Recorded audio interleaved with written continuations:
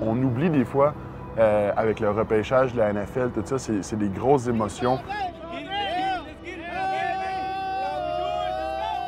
Une grosse histoire, un parcours un peu incertain. Puis là, tu reçois le téléphone comme quoi tu te fais repêcher, puis les Chiefs de Kansas City te repêchent 200e overall, 6e ronde.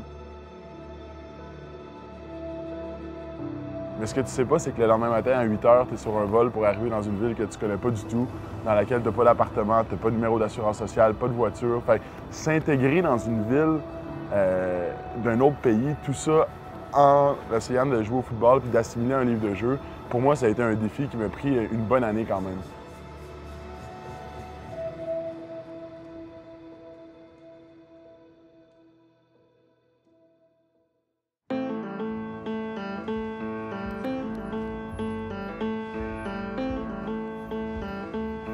Évidemment, quand j'ai été repêché, j'étais super excité.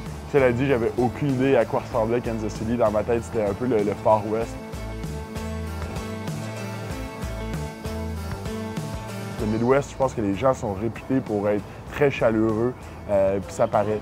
Puis d'être ici, puis dans une ville aussi petite par rapport à la grandeur puis l'ampleur de l'équipe NFL qu'elle accueille, bien, ça fait en sorte que les partisans puis les habitants sont encore plus chaleureux, puis t'aident vraiment, je pense, à habiter puis vivre la ville comme si c'était chez toi.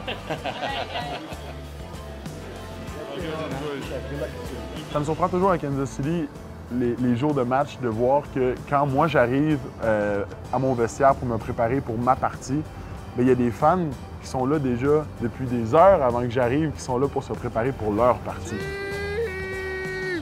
Le fameux tailgate avant les matchs, on fait pas juste griller des steaks et flipper des burgers. On amène son smoker, on smoke des ribs, on arrive très tôt le matin. Puis nous, en tant que joueurs, quand on rentre dans le stade le matin pour aller se préparer, on voit la fumée puis ça sent le barbecue avant même d'entrer sur le terrain. Il est 7h30 le matin, tu sais.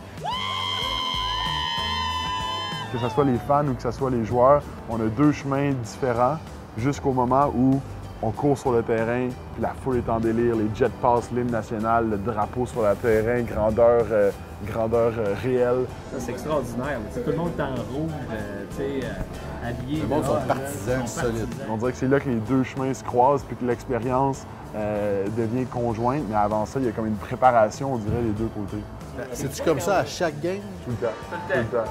Moi, ce qui me fascine tout le temps, c'est dans le tunnel rouge, là, où est-ce qu'on est sorti après la game.